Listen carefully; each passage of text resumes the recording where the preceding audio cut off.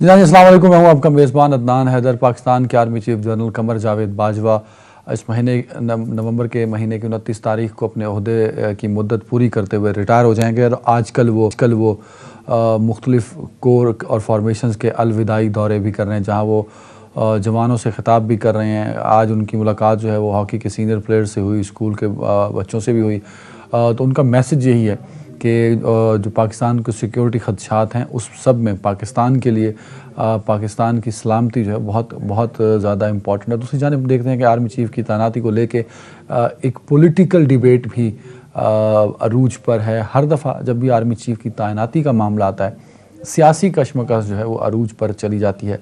क्यों ये मुमकिन नहीं कि हम एक अहम तैनाती को, अहम इदारे के सरबराह की तैनाती को गैर सियासी नहीं कर सके? इस पर बात करने के लिए मुझे ज्वाइन किया सीनियर दिफाई जनाब lieutenant general retired Naeem Khalid Lodhi साहब ने। लोधी साहब बहुत शुक्रिया वक्त देने के लिए। जनरल साहब, मैं पूछना ये चाहूँगा आपसे, सबसे पहले तो आर्मी चीफ साहब का जो ये पूरा टेन्योर है, मैं चाहूँगा आप ज़रा इसको एलैबोरेट कर दें कि उनकी सक्सेस जो है, ऑफ कोर्स अफगान बॉर्डर पर बाड़ लगाना, फिर अफगानिस्तान में तालिबान का आना और उसका जो इम्पैक्ट था, ये सारी चीज़ें, तो एक नज़र ज़रा उनके अगर 6 साल दौर पर डालते हैं तो कैसा देखते हैं आप उन्हें? तो जब इनकी अपॉइंटमेंट हुई थी तो उस वक्त भी मैंने ये कहा था मुख्तलिफ चैनल्स के ऊपर कि शायद जनरल बाजवा से ज़्यादा जमहूरियत पसंद जनरल कम ही आपको मिलेगा, और उसमें उन्होंने मुख्तलिफ मौक़ों पर उसका अपना करके भी दिखाया। बहुत सारे काम है उनके, कुछ काम उनके थे, कुछ काम उनके नहीं थे।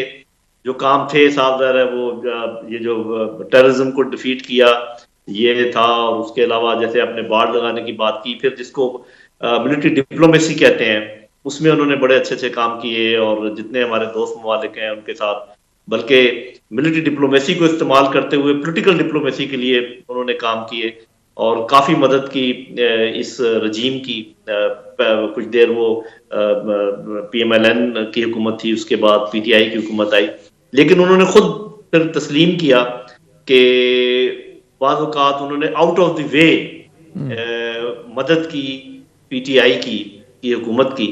उन्होंने तो मुख्तलिफाना ये अपनी तरफ से कोशिश की, लेकिन मेरा ख्याल है कि उसको अच्छी नज़र से नहीं देखा गया कई जगह पर।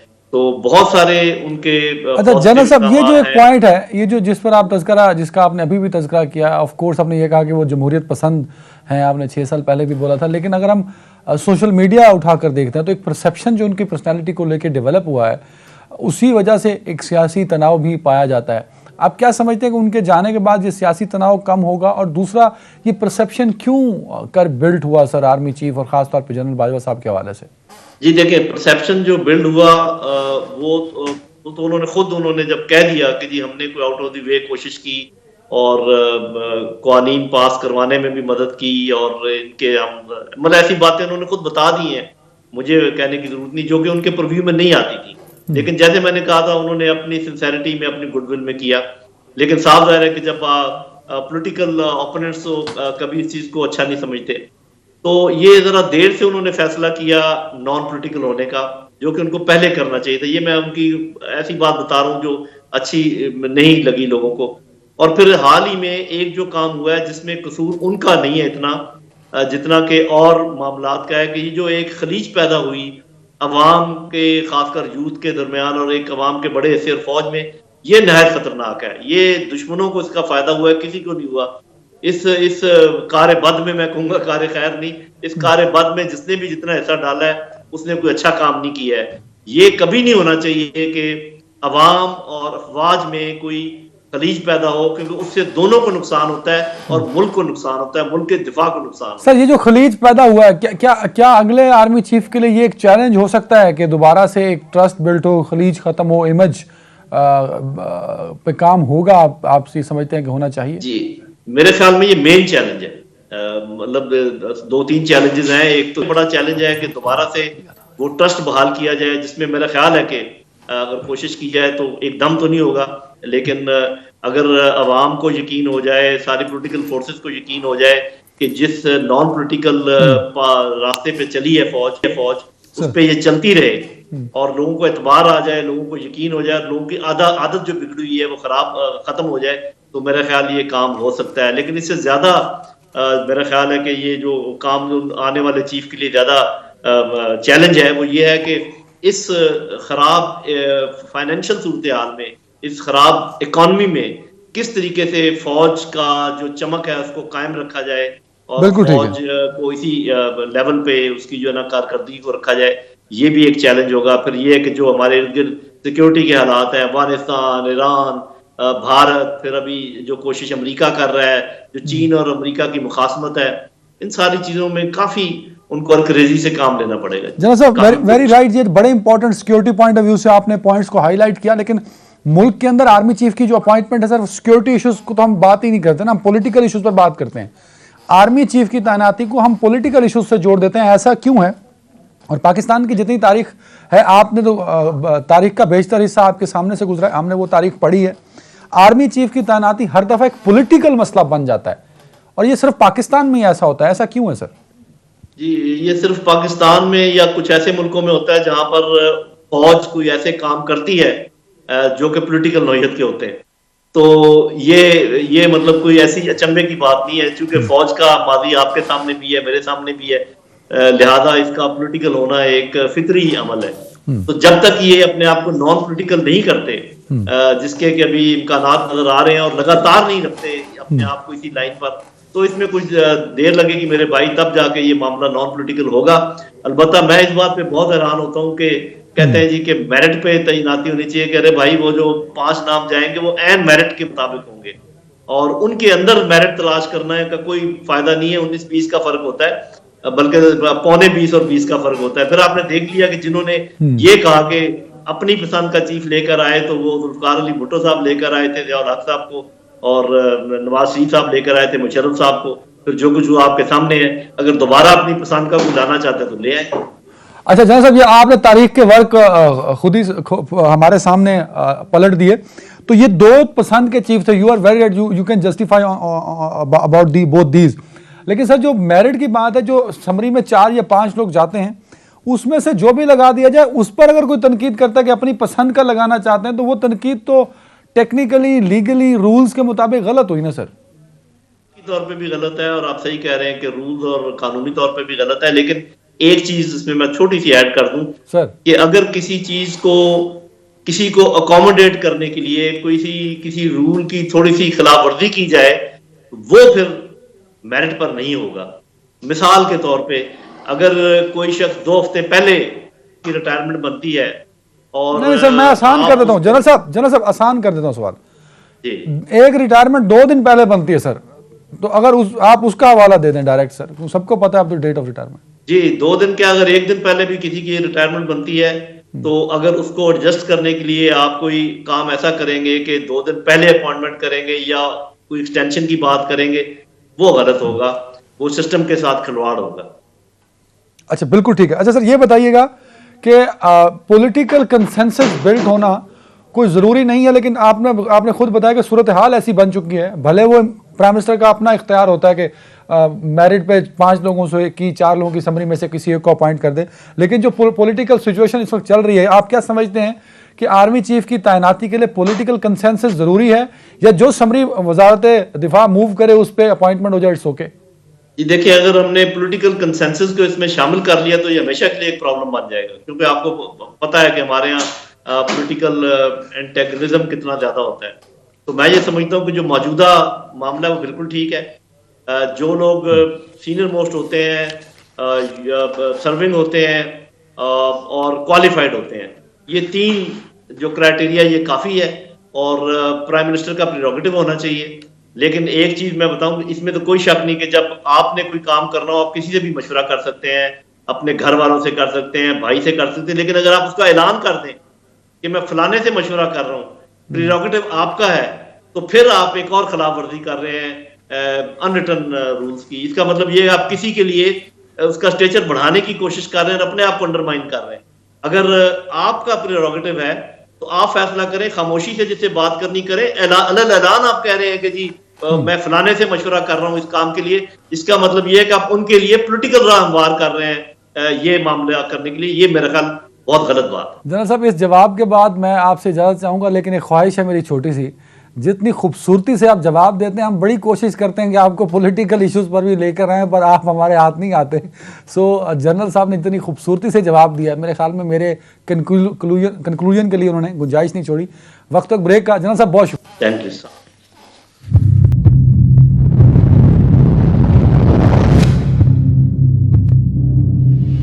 जनाब वेलकम बैक। इमरान खान साहब बहुत इल्ज़ाम लगाते हैं कि इदारे उनके खिलाफ साजिशें करते हैं और हुकूमतें इन्फ्लुएंस करती हैं वफाकी हुकूमत इदारों को इमरान खान साहब के ख़िलाफ़ काम करने पर। लेकिन तस्वीर का जो रुख है वो एक्चुअली कुछ और बताता है। वो ये है कि इमरान खान साहब की जो हुकूमत KPK के अंदर है, वो क्योंकि PTI की अपनी हुकूमत है, अपना वज़ीर आला, पंजाब में सिचुएशन लिटिल डिफरेंट। तो KPK के अंदर वज़ीर आला KPK जो हैं महमूद खान साहब, वो इदारों को इन्फ्लुएंस करते हैं। सूबाई इदारे जो उनके मतहत हैं, जिसमें काउंटर टेररिज्म डिपार्टमेंट है, और काउंटर टेररिज्म डिपार्टमेंट से वो मुतअद्दिद थ्रेट अलर्ट्स और इंफॉर्मेशन जो हैं वो ज़बरदस्ती उनको मजबूर किया जाता है कि वो थ्रेट अलर्ट्स इशू करें और ऐसे इंफॉर्मेशन फैलाएं कि इमरान खान साहब को किसी किस्म का जान का ख़तरा है या वैसे उनको कोई थ्रेट है। तो इस तरह के 2 थ्रेट्स हैं जो कि गलत साबित हुए। एक तो हमारे बड़े अच्छे दोस्त अरशद शरीफ शहीद जो हैं, उनके हवाले से भी उन्होंने एक थ्रेट अलर्ट CTD से जारी कराया था, जिसमें TTP का तज़किरा किया गया था, और फिर ख़ुद TTP ने उसको डिनाई कर दिया कि हमने अरशद शरीफ को लेकर किसी तरह का कोई थ्रेट अलर्ट जारी नहीं किया था, और ना ही तालिबान से मंसूब जान से मारने की कोई धमकी जो है तालिबान ने उसकी भी तरदीद कर दी। अब एक और थ्रेट अलर्ट है, वो इन्होंने काउंटर टेररिज्म डिपार्टमेंट के deputy director general of police ने इशू किया था। ये 18/6/2022 को हुआ था, जिसमें उन्होंने कहा था कि एक कोची नामी अफगानी शहरी है जो इमरान खान साहब को कत्ल करना चाहता है, इसकी सिपारी जो है, इसको कत्ल की जिम्मेदारी जो है इसको दी गई है। और इस थ्रेट अलर्ट के बाद 20 जून को गिरफ़्तार किया गया इस नूर रहमान कोची को। अच्छा, this is intelligence based operation, joint IOB operation है। सिक्योरिटी इदारों, सिक्योरिटी एजेंसीज़, ISI और दीगर एजेंसीज़ के साथ CTD ने मिलकर ये थ्रेट अलर्ट जो है, ये नूर खान रहमान कोची जो है उसको उन्होंने गिरफ़्तार किया और फिर उसको इंटेरोगेट भी किया, और उसके बाद उसे रिहा कर दिया गया।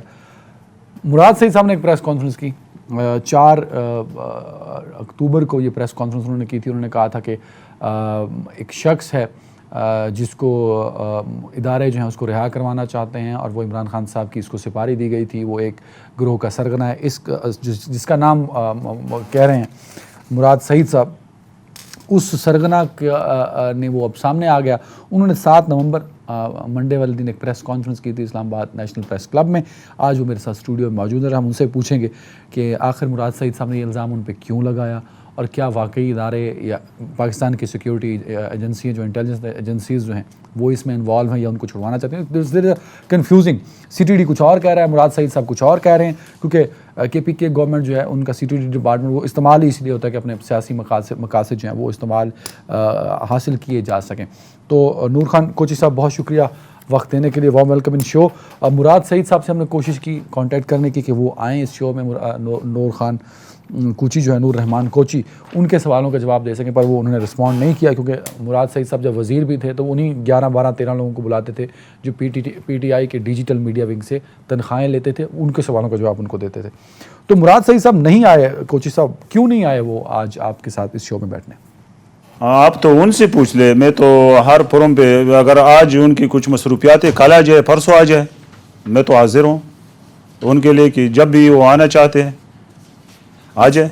अच्छा, ये कोई सब ये बताइएगा, क्या ये बात दुरुस्त है कि आप और आपके बच्चे जो हैं वो पाकिस्तानी नहीं हैं, वो गैर मुल्की हैं? बिल्कुल, हम गैर मुल्की अफगान रेजिडेंट्स हैं। हम इधर कानूनी तौर पर हम जिस तरह पाकिस्तान के कवानीन के मुताबिक हम इधर लीगल स्टेटस पे हैं। सर, मुराद सईद साहब ने एक दावा किया, उन्होंने प्रेस कॉन्फ्रेंस में ये कहा कि एक अफगानी गैर मुल्की शहरी है, और आपने बता दिया आप अफगानी हैं, और वो एक कबीले का सरबराह है, और उसको इमरान खान को मारने की जो है वो असाइनमेंट दी गई है, सिपारी दी गई। तो आप वही शख्स हैं जिसके बारे में मुराद सईद साहब बड़े वसूख के साथ ये प्रेस कॉन्फ्रेंस करते दिखाई दिए। अगर मैं ना होता तो क्यों मुझे उठाया? 18 जून पे लेटर इशू हुआ और 20 जून पे मुझे उन्होंने उठाया। अच्छा बताइएगा, आपको उठाया किसने? जब आप पकड़े गए तो किसने पकड़ा आपको? इंटेलिजेंस इदारे थे, बाद उसमें बीच में CTD भी था और इंटेलिजेंस ज्वाइंट इन्वेस्टिगेशन सब इदारा थे पाकिस्तान का। सर जब आप पकड़े गए तो कितना अरसा आपको इंटेरोगेट किया गया? कितना अरसा आप सिक्योरिटी इदारों के पास रहे जिन्होंने आपको पकड़ा?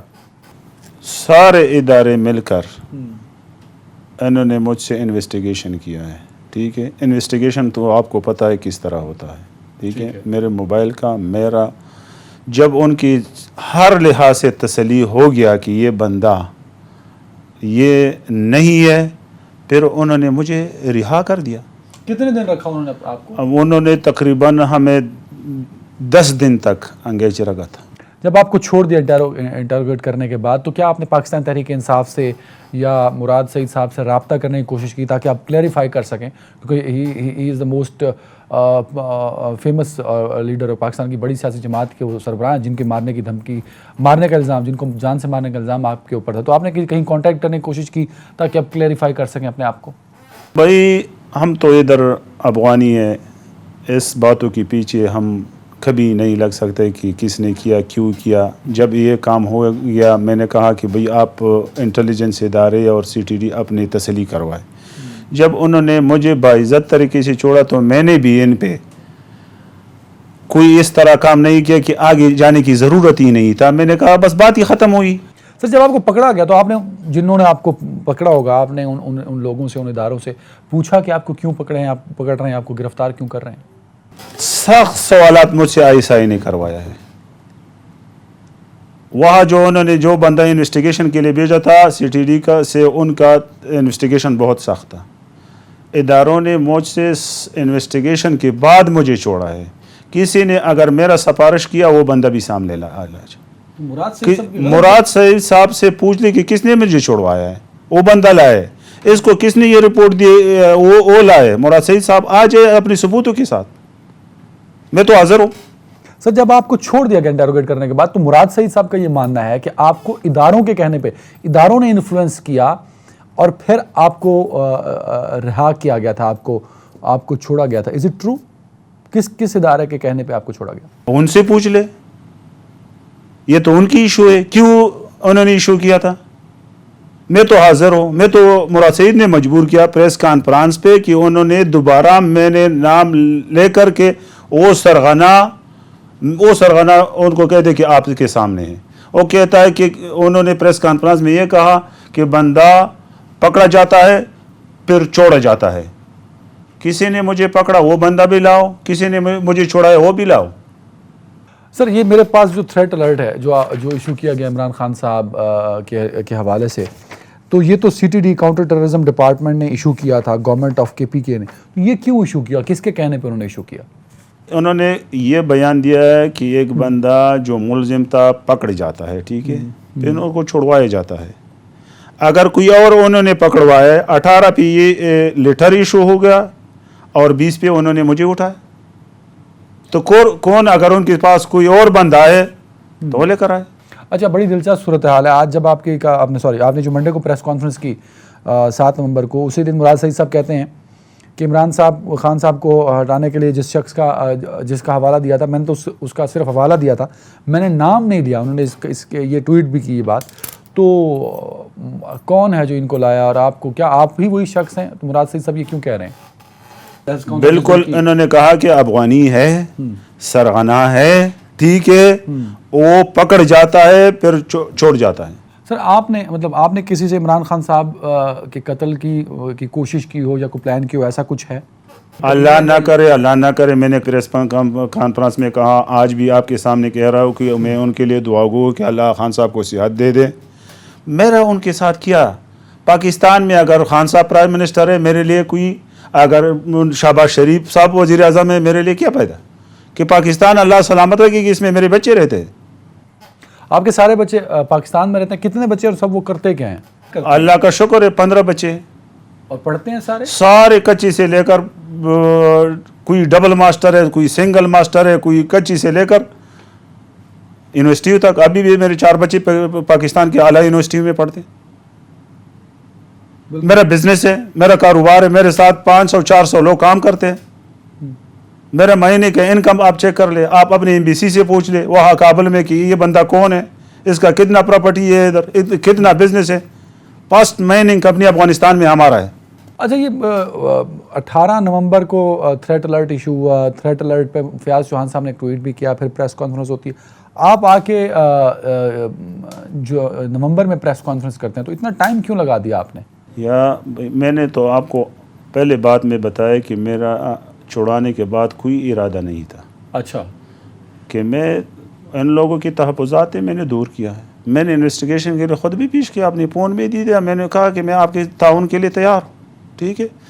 उसके 4 महीने बाद 4 नवंबर पे, ठीक है, फिर मुराद सईद ने प्रेस कॉन्फ्रेंस में बंदों के नाम लेते हुए, और सबसे पहले कि वो सरगना जो अफ़गानिस्तान से हायर किया गया था, ठीक है, वो किसने छुड़वाया, वो बंदा भी मैं मुराद सईद से पूछता हूँ कि वो भी लाए कि किसी ने मुझे छुड़वाया, ठीक है। क्यों मुझे इन्होंने अरेस्ट किया, क्यों उन्होंने थ्रेट लेटर के बाद तो उन्होंने मुझे 20 जून को। अच्छा सर, मुराद सईद साहब का कहना है कि आपको आईएसआई के कहने पर सीटीडी से छुड़वाया गया। आप कहते हैं, और जो प्रोग्रेस रिपोर्ट है in response to threat alert जो इशू हुआ था जिसमें आपको गिरफ्तार किया गया था, वो भी यही कहती है कि इट वाज आईओबी यानी कि आईएसआई और इंटेलिजेंस एजेंसी और सीटीडी ने मिलकर आपको गिरफ्तार किया था और फिर आपको इंटरोगेट भी किया था। तो मुराद सईद साहब कहते हैं कि आपको आईएसआई ने छुड़वाया था। आईएसआई ने मुझसे सख्त सवालात किया, मेरे फ्रांसिक उन्होंने करवाया, ठीक है, मेरा लिबर्टी भी उन्होंने करवाया, मेरे मोबाइल का भी उन्होंने करवाया। मेरा उनसे बहुत सख्त वक्त जो हमने गुजारा है इनके साथ गुजारा है। उन्होंने तो 40 साल का हिसाब मैंने उनको दिया है, ये 40 साल का हिसाब मैंने दे दिया है। बिल्कुल ठीक। अच्छा कोची साहब बताइएगा, अब आपका मुतालबा क्या है, क्योंकि थ्रेट अलर्ट तो जाली निकल आया और आपने प्रेस कॉन्फ्रेंस करके लोगों को बता भी दिया, उनके सवालों के जवाब भी दिए, और जो चीज़ें साबित करना थी मुराद सईद साहब ने वो भी नहीं साबित कर सके। तो आप चाहते क्या हैं अब? मेरा मुतालिबा है कि जब कल मैंने प्रेस कॉन्फ्रेंस में भी बताया, आज आपके सामने भी बताता हूँ कि भाई मेरे बच्चे इधर है, मेरा कबीला इधर है, हम 3 मिलियन रिफ्यूजी है, फिर इसमें मैं कुची कबीले का सरबराह हूँ, ठीक है, मेरा हिसाब देना होगा इधर, ठीक है। अभी मेरे 2 रास्ते हैं। मैंने कहा मुराद सईद साहब भी पठान हैं, खान साहब भी कबीले का कबाइली रवायत पे अफगानी जरगे में आ जाता है या सुप्रीम कोर्ट में। मेरा अपील सुप्रीम कोर्ट से है कि सुप्रीम कोर्ट एक आज़ाद इंक्वायरी कमीशन बना दे इस टीम पे। अगर मैं मुलजिम साबित हुआ तो सुप्रीम कोर्ट के सामने मुझे फांसी पे लटका दी। अगर पश्तून जरगे में आ जाता है तो कबाइली रवायत में हमारे जरगे का सिस्टम है, दोनों इख्तियार इनके हाथ में है, ठीक है। जरगे पे आ जाना चाहता है, अगर ये भी नहीं करता, ये भी नहीं करता, ठीक है, तो फिर मैं मजबूर हूँ, ठीक है, कि मैं सुप्रीम कोर्ट ऑफ पाकिस्तान से रिटर्न अपील करें, उनसे रिटर्न अपील भी करूँगा, और अपना तहफ़्फ़ुज़ में आज से सुप्रीम कोर्ट ऑफ पाकिस्तान से कि मुझे मेरे फैमिली को इस लड़ के बाद ख़तरा है, हमें बिल्कुल ठीक, पाकिस्तान के कवानीन के मुताबिक तहफ़्फ़ुज़ दी जाए। अगर खुदा ना खास्ता मुझे कुछ हुआ तो मैं रियासत Pakistan, supreme court of Pakistan, हुकूमत पाकिस्तान से फिर हमारा बच्चे और हमारा कबीला और सारे दुनिया पूछेंगे कि भाई ये बंदा के साथ क्या हुआ। तो बस सर मैं यही सुप्रीम कोर्ट से मेरा यह अपील है कि आप एक आज़ाद इंडिपेंडेंट एक सिस्टम बिल्कुल ठीक है, बना दे, मेरा इंक्वायरी कर दे। सर मतलब एक चीज़ समझाइएगा कि जो थ्रेट अलर्ट इशू हुआ वो आपके नाम से मंसूब था, मुराद सईद साहब भी आपका नाम लेते थे, तो ये क्या दोनों बातें महज इत्तफाक हैं कि आपका नाम क्यों लिया गया, किसके कहने पे लिया गया और बार बार क्यों लिया गया? इस तरह के न थ्रेट अलर्ट का मुझे पता है, न मुराद सईद का मुझे पता है किसने इशू किया, क्यों इशू किया, ये तो अदालत का काम है, ठीक है। अगर मैं गुनाहगार हूँ सज़ा दे, अगर मैं गुनाहगार नहीं हूँ तो फिर मुझे प्रोटेक्शन दे दे। मैं सिर्फ ये 2 बातें। सर पीटीआई के लोग ये कहते हैं कि आपने जो मंडे को प्रेस कॉन्फ्रेंस की 7 नवंबर को वो इदारों के इंटेलिजेंस इदारों के कहने पर की, इज़ इट ट्रू? अगर मैं आईएसआई या कोई इदारे के सपोर्ट मुझे हासिल था तो मुराद सईद ने प्रेस कॉन्फ्रेंस की 4 नवंबर पे, ठीक है, 4 दिन मेरा लग गया प्रेस कॉन्फ्रेंस आने तक। कितना दिन लगेगा? 4 दिन मेरा प्रेस क्लब तक आने में वक्त हमारा लग। न मेरे पास, मैं तो इदारे से बहुत गिलवन हूँ ऐसा ऐसे, और ये जो नाम लेते क्योंकि ज़्यादा सवालात, ज़्यादा इंटरोगेशन मुझसे इन्होंने करवाया, तो मेरा सपोर्टर किस तरह बनेगा? मेरा अल्लाह के सिवा, सुप्रीम कोर्ट ऑफ पाकिस्तान के सिवा, मेरा अभी किसी की सिर्फ अपील करता हूँ सुप्रीम कोर्ट ऑफ पाकिस्तान से कि यह मामला दुनिया के सामने रखे। मैंने तो प्रेस कॉन्फ्रेंस नहीं करना था, मैं मजबूर हो गया हूँ। क्यों मैं भाग जाऊँ? मैं ये 40 साल बाद इस मुल्क को इस तरह छोड़ूँ कि मुझ पे इतना बड़ा इल्ज़ाम है, ये बड़ा मुलजिम है। मेरे तो अफगानिस्तान में भी घर है, जगह है, मैं तो जा सकता हूँ। मैं दुनिया में, मेरे पास वीज़ा है, मैं तो वो मुश्किल भी मेरे लिए नहीं है। मेरे पास यूरोप का वीज़ा है, वहाँ भी मेरा ज़िंदगी कर सकता हूँ। सर, आप कह रहे हैं कि ये सारे दावे झूठे हैं, आपको इंटरोगेट भी किया गया, कुछ साबित होता थ्रेट अलर्ट के हवाले से तो इदारे आपको ना छोड़ते। मुराद सईद साहब बार बार कहते हैं कि आपका नाम भी लेते हैं। अगर कल को किसी, आज तो वो नहीं आया, कल को किसी और प्लेटफॉर्म पे, पीटीआई के यूट्यूब चैनल पे, पीटीआई के सोशल मीडिया पे, या पीटीआई के हामी टीवी एंकर के प्रोग्राम में आपको बुलाएं और कहें आप भी सबूत लेके आएं और मैं भी लेके आता हूं, तो क्या आप जाएंगे, बैठेंगे मुराद सईद साहब के साथ? मैं आज भी तैयार हूँ, कल भी तैयार हूँ, इंशाल्लाह 1 साल बाद भी तैयार हूँ। जब वो कहे किसी फोरम पे मैं हाजिर हूँ, मेरे सबूत ला के सुप्रीम कोर्ट को दे दे, कोर्ट को दे दे कि बस मुझे फांसी पे लटका दे। अगर उनके पास सबूत नहीं तो ये झूठी, क्योंकि इस पे कि हमारे कबीले का भी, हमारी इज्जत का भी, फिर अगर इन चीज़ों पर हाजिर नहीं है तो मैं अपनी हैसियत का दावा फिर करूँगा। बिल्कुल ठीक है, बहुत बहुत शुक्रिया नूर रहमान कोची साहब। नाजरीन, यहाँ वक्त ब्रेक के बाद पाकिस्तान कल इंग्लैंड के साथ T20 वर्ल्ड कप का फाइनल खेलने जा रहा है और पाकिस्तानियों के लिए फेवरेट है, इंग्लैंड वालों के लिए फेवरेट है, लेकिन जीत उसकी होगी जो अच्छा खेलेगा। इन दोनों टीम्स पर कल के फाइनल मैच में क्या होगा, इस पर बात करेंगे ब्रेक के बाद।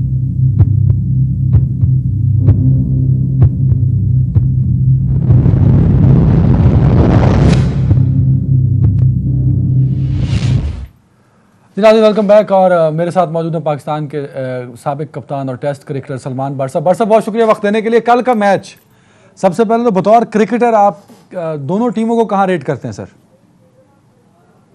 जी जरा प्लीज दोबारा पूछेगा सर, बतौर क्रिकेटर इंग्लैंड और पाकिस्तान की क्रिकेट टीम को कहाँ रेट करते हैं आप सर? देखिए, अगर आप इन शॉर्ट पूछे तो ये पाकिस्तान की बॉलिंग क्योंकि प्रीमियर है और इंग्लैंड की बैटिंग प्रीमियर है, तो इन दोनों में से जो एक दूसरे को ज़ेर कर लेगा असल मैच वहां पर लाई करता है। और इंग्लैंड की जो ओपनिंग है वो भरपूर फॉर्म में है इस वर्ल्ड कप के दौरान, बहुत शानदार वो क्रिकेट खेल रहे हैं और पाकिस्तान के बॉलर्स ने बहुत शानदार कारकर्दगी का मुजाहरा किया है। तो इन दो चीजों को देखते हुए मेन मैच जो है वो इसी चीज का है। लेकिन एट द मोमेंट क्योंकि कंडीशंस ऐसी हैं, बारिश वहां पर हो रही है, टॉस कौन जीतता है, पिच में कितना मॉइस्चर होगा, ये सारी चीजों का मैच पे बड़ा असर होगा। लेकिन ये तभी पता चलेगा जब टॉस के वक्त पिच के ऊपर जो है ना वो रिपोर्ट आएगी कि पिच क्या करती है उस वक्त। बिल्कुल ठीक है, अच्छी बात यही है बट सब कि हम जब तक आप पिच रिपोर्ट नहीं देखते, आप एनालाइज नहीं कर सकते कि कौन सी टीम में कितना पोटेंशियल वो यूज़ कर पाएगी। लेकिन मैं चाहूँगा कि अगर अभी की सूरत हाल में आप देखें कि अभी ये इतलात है कि बड़ी शदीद वहाँ पे बारिश भी चल रही है, इस सारी कंडीशन को अगर सामने रखते हो और आप खुद भी ऑस्ट्रेलिया में काफ़ी क्रिकेट खेल रहे हैं, दोनों टीमों की जो स्ट्रेंथ है, एक की आपने बॉलिंग बताई, दूसरे की बैटिंग बताई, तो ऑस्ट्रेलिया की जो जनरल कंडीशंस हैं उसमें दोनों टीमों को आप कहाँ वेटेज करते हैं? देखिए, ऑस्ट्रेलिया की जो जनरल कंडीशन है उसमें तो इंग्लैंड के जो प्लेयर्स हैं, बैटर्स स्पेशली, वो बहुत ज्यादा बिग बैश की क्रिकेट खेलते हैं। सो उन्हें खासा पता है कि उन कंडीशंस में शॉर्ट पिच बॉलिंग को कैसा खेलना है। वो बेसिकली फास्ट बॉलिंग को हमसे बेहतर खेलते हैं। लेकिन अगर पिच बैटिंग के लिए बहुत साजगार हो तो ये काफी हद तक ये चीजें न्यूट्रलाइज हो जाती हैं। सो देखना अब यही है कि पिच का एक्चुअल कंडीशन क्या है जब वो कवर्स उसके ऊपर से उठते हैं, मौसम क्या होता है। क्योंकि इंडिया के खिलाफ भी जो मेलबर्न में पहला मैच पाकिस्तान हारा था, उस पिच के ऊपर भी इंडियन बॉलिंग को टॉस जीत के एडवांटेज हो गया था क्योंकि वो वहां पर ठीक ठाक मॉइस्चर था और बॉल स्विंग हो रहा था। तो अगेन बात वही है कि जब अगर पिच पे मॉइस्चर हुआ, टॉस कौन जीतता है उस टीम को एडवांटेज हो सकता है। बिल्कुल ठीक है सलमान साहब, अगर हम बैटिंग लाइनअप की बात करते हैं तो गो हमने तीन मैच अच्छे जीते हैं, लेकिन दूसरी जानिब अगर हम बैटिंग को एनालाइज करते हैं, गुज़श्ता 20-25 सीरीज़ को उठा के देख लें तो हमारा एक जो मुकम्मल बैटिंग ऑर्डर है, टॉप ऑर्डर है, मिडल ऑर्डर है, टेल एंडर्स हैं, उनमें से एक आध प्लेयर खेल रहा होता है और बाकियों की हमें मायूसी होती है। और अगर खुदा ना खास्ता जैसे आप कंडीशंस की बात करते हैं, पिच के मॉइस्चर की बात करते हैं, इंग्लैंड का बॉलिंग अगर कोई अपसेट कर जाता है पाकिस्तान के लिए, तो आप समझते हैं कि पाकिस्तान का जो मिडल ऑर्डर है वो प्रेशर बेयर कर पाएगा सर? जी अदनान साहब प्लीज एक दफा रिपीट कीजिएगा। सर अगर इंग्लैंड का बॉलिंग को बड़ा अपसेट कर जाता है शुरू में खुदा ना खास्ता, तो पाकिस्तान का मिडल ऑर्डर उस प्रेशर को बेयर कर पाएगा? देखिए अभी तक अच्छी चीज ये है कि पाकिस्तान के सभी खिलाड़ियों ने अपना पार्ट प्ले किया है। पाकिस्तान के नवाज भी रन कर रहे हैं, शादाब ने भी अच्छी परफॉर्मेंस दी है, उसके अलावा इफ्तिखार बहुत अच्छी फॉर्म में नजर आ रहे हैं, शान मसूद ने 1-2 जहां रन किए हैं, ओपनर्स ने पिछले मैच में रन किए, तो तकरीबन आपकी सारी ही बैटिंग इस वर्ल्ड कप में कहीं ना कहीं अपना पार्ट प्ले कर चुकी है। उस लिहाज से बहुत फिक्रमंद होने की जरूरत नहीं है, लेकिन डेफिनेटली बड़ा मैच है, फाइनल है वर्ल्ड कप का, इसका प्रेशर होता है, तो इसको डील करने के लिए मेरा ख्याल है कि अगर अच्छा स्टार्ट हो जाए तो बहुत अच्छा है। लेकिन ये है कि पाकिस्तान के मिडिल ऑर्डर ने अच्छी परफॉर्मेंसेस दी है, स्पेशली ये जो मिडिल ऑर्डर बाद में आया है जिसमें यंग हारिस भी है, क्योंकि ओरिजिनली हम जो 3 प्लेयर मिडिल ऑर्डर में लेके गए थे वो जब से बेंच पे बैठे हैं तो हमारी टीम ठीक खेल रही है। जिनको हमने 2 साल तैयार किया मिडिल ऑर्डर के लिए वो तीनों इस टाइम बाहर बेंच पे बैठे हुए हैं। अच्छा, एक चीज और भी ऐड कर दीजिएगा, ये जो बैटिंग ऑर्डर में सडन चेंज हो जाता है कि अचानक आपके लिए भी बाज़-औक़ात वो शॉकिंग होता है कि हैं ये क्या हो रहा है, कि इसको तो चौथे नंबर पे आना चाहिए था, ये तो आ गया तीसरे नंबर पे, जो 7वें नंबर पे आ रहा था वो चौथे पे चला गया। तो ये यकदम एक एक्सपेरिमेंटल चेंज होता है, क्या ये ठीक होता है ऑस्ट्रेलिया जैसी कंडीशन में? देखिए बात यह है कि बिकॉज पाकिस्तान ने जिन प्लेयर्स में इन्वेस्ट किया उनकी ऑस्ट्रेलियन कंडीशन के हिसाब से उनकी टेक्निक जो है वो कमजोर थी, वो एक्सप्लॉइट हुई वहां जाके। जब पेस आई सामने से बाउंसर हुए तो वो लड़के हमारे डिस्टर्ब हुए। बेसिकली ये तो हमारा एक अलग करम कह लीजिए कि हालात इस तरह के बने। नीदरलैंड साउथ अफ्रीका से जीत गई, साउथ अफ्रीका के एक मैच जीते हुए पे बारिश हो गई, हम अपने आखिरी 2 मैच जीत गए, हम पहुंच गए। लेकिन बेसिकली जो हमने मिडिल ऑर्डर बना के भेजा था वो तो टोटल नाकाम हो गया था। हारिस तो हमने ट्रैवलिंग रिजर्व में से विकेट कीपर खिलाया जो आके परफॉर्म कर रहा है। नहीं, एक चीज सर कता कलामी की माफी चाहूंगा, मैं इस काबिल नहीं हूं कि मैं आपको काउंटर कर सकूं, मतलब मैं आई एम नॉट अ क्रिकेटर, ना मैंने प्रोफेशनल क्रिकेट खेली जितना आपको एक्सपीरियंस है, आप बड़े अरसे से क्रिकेट को एनालाइज भी कर रहे हैं सर ऐसा तो पॉसिबल नहीं है ना कि आप अपनी कंडीशंस लेके दुनिया भर में घूमते रहे, भाई मुझे दुबई वाली कंडीशंस दे दो। दुनिया भर में क्रिकेट लोग अपने मुल्कों में खेलते हैं, फिर बाकी मुल्कों में भी जाके खेलते हैं, तो अल्टीमेटली सडन कंडीशन चेंज हो जाता है उनके लिए। तो ये सिर्फ पाकिस्तान के लिए कंडीशन क्यों है कि मेरे जो कंडीशन जो है वो सडन चेंज हो गई मेरे लिए? ये इम्पैक्ट सिर्फ पाकिस्तान पे आता है सर? अदनान आप ठीक कह रहे हैं, लेकिन पाकिस्तान की जो बैटिंग है, हमारा तो शॉर्ट बॉल के खिलाफ जो है हमें दुबई में भी एशिया कप में प्रॉब्लम हुई, हमें 2019 के वर्ल्ड कप में इंग्लैंड में भी प्रॉब्लम हुई। तो ये एक ऐसी चीज है जिसपे हमें लगातार प्रॉब्लम आ रही है पिछले 2.5-3 सालों से, लेकिन हमने उसको एड्रेस नहीं किया। और जो हमारे लड़के शॉर्ट पिच पे जरा बेहतर खेलते हैं, जिनमें से शान मसूद है, इफ्तिखार है, जो square of the wicket run करते हैं, उन्होंने तो जाके एडजस्ट कर लिया है। लेकिन जो लड़के नहीं एडजस्ट कर पाए और 2-3 साल से स्ट्रगल कर रहे हैं, हमारी गलती हमारी तरफ से ये हुई है कि हमने उनको 2 साल ना तो उनकी प्रॉब्लम को एड्रेस किया ना उनको चेंज किया। बिल्कुल ठीक है। अच्छा सर, मैं एक सवाल ज़रा टेक्निकल और उसके बाद जो हमारे जनरल देसी सवाल होते हैं ना जो क्रिकेट लवर्स पूछते हैं वो आप पूछूंगा। एक सवाल तो ये है कि बिकॉज आप बड़े से क्रिकेट को बतौर एनालिस्ट बात करते आ रहे हैं, मुझे बड़ा अफसोस होता है कि जब पाकिस्तानी मीडिया के एक्सपर्ट क्रिकेटर जो इंटरनेशनल क्रिकेट खेल चुके होते हैं, टेस्ट क्रिकेटर्स हैं, जब वो यहाँ बैठ के सजेस्ट कर रहे होते हैं कि बाबर को ओपनर नहीं आना चाहिए, उसको 1 डाउन चले जाना चाहिए, और फिर ये मैसेज बाबर तक कन्वे भी किया जाता है सर, तो is it true spirit to analyse cricket very good sir on TV screens, national TV? बात यह है कि बाबर जो है वर्ल्ड नंबर 1 हुआ इसी पोजीशन के ऊपर, और वो बखूबी जानता है कि उसकी स्ट्रेंथ T20 क्रिकेट के फॉर्मेट में सिर्फ ओपनर है। जब वो नीचे आएगा तो उसकी वो स्ट्रेंथ नहीं रहेगी। Same goes for Rizwan. तो बहुत सारे एक्सपर्ट्स ने ये सजेस्ट जरूर किया, लेकिन 3 साल में पिछले जितनी कामयाबी, 8 सेंचुरी पार्टनरशिप्स इन दोनों की हैं, वर्ल्ड नंबर 1, 2 ये दोनों हुए हैं, तो ये सारा परफॉर्मेंसेस के बावजूद हम उन्हीं 2 में तब्दीली चाहते हैं जो सबसे बेहतर खेल रहे हैं। और जो लगातार नाकाम है उनको हम एडवोकेट करते हैं। So I am not one of दोस्त जिसने कहा कि बाबर नीचे आ जाए या रिजवान नीचे आ जाए, क्योंकि मैं नहीं समझता कि नीचे उनकी गेम वो वाली है। ऑन द टॉप वो अच्छा खेलते हैं, और जब वो अच्छा खेलते हैं तो पाकिस्तान 90% वो वाला मैच जीतता है। तो हमें जो जगह एड्रेस करने की है वो मिडिल ऑर्डर है, हम पीछे उसके पड़े हुए हैं जो फिर भी कंसिस्टेंटली परफॉर्म करता है। सर एक चीज़ और ऐड कर दीजिएगा बट साहब, मीडिया पर जो डिबेट हो रही होती है सर, क्या वो टीम मैनेजमेंट तक या टीम प्लेयर्स तक पहुंचाना ज़रूरी होता है सर, या पहुंचानी चाहिए आपके ख्याल में? देखिए अदनान, ये सोशल मीडिया का दौर है, हर बंदे के फ़ोन में हर चीज़ अवेलेबल है, ये चीज़ें नज़रों के आगे से भी गुजरती हैं, लोग पहुंचाते भी हैं। और जो सीनियर क्रिकेटर्स या एक्स क्रिकेटर्स जब बैठ के बात करते हैं वो अच्छा भी कहते हैं, जब अच्छा करो वो तनकीद भी होती है। जाहिर है एनालिस्ट ने तो दोनों तरफ की बात करनी है ना, वो किसी को फेवर देने तो नहीं बैठा हुआ। तो मेरा ख्याल है कि प्लेयर्स को ये चाहिए कि अगर वो देखना चाहते भी हैं तो जवाब अगर देना चाहे तो अपनी परफॉर्मेंस से दें, ना कि वो अपने सोशल मीडिया प्लेटफॉर्म से या बात करने की सूरत में जवाब दें, क्योंकि ये हर प्लेयर की जिंदगी का हिस्सा है। उस पर अच्छा खेल के तारीफ भी होनी है और बुरा खेल के उस पर तनकीद भी होनी है। सर कल के लिए कल के मैच में आपको कौन सी टीम लगती है जो कि ज़्यादा आपको लगता है कि फेवरेट है कल का मैच जीतने में और टाइटल जीतने में? देखिए जी, मेरी तो दुआ है इंशाल्लाह कि पाकिस्तान ये मैच जीतेगा, और मुझे पूरी उम्मीद है जिस तरह का मोमेंटम हमारे साथ है कि हम जो है अच्छी क्रिकेट खेलेंगे और इंग्लैंड को हम पकड़ेंगे। बहरहाल उन्हें आसान हरीफ नहीं समझना चाहिए, वो ऐसी टीम है जो ऑन देयर डे अगर उनकी बैटिंग चली तो वो किसी भी हदफ को पूरा करने की कैपेबिलिटी रखती है। Sir one message for the team जो जिम्बाब्वे से हार गई और न्यूजीलैंड को बड़े मैच में हरा दिया। देखिए दिस इज पाकिस्तान, आप अनप्रेडिक्टेबल हैं। जिस दिन आप अच्छा खेलें तो आपके आगे कोई टीम भी कोई खास टीम नजर नहीं आती, और जिस दिन आप अच्छा नहीं खेलते तो आप किसी भी आम टीम से मैच हार जाते हैं। This is what Pakistan is, unpredictable.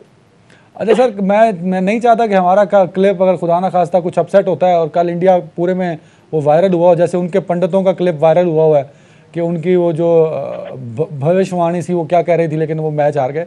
Pakistan में बहुत चल रहा है जी, 92 के वर्ल्ड कप से कंपेयर किए जा रहा है, वही सिचुएशन बन रही है, वही ग्राउंड बन रहा है, वही टीम बन रही है। तो आप बतौर क्रिकेटर इस बात पे बिलीव करते हैं कि तारीख अपने आप को दोहरा सकती है क्रिकेट के मैदानों में भी?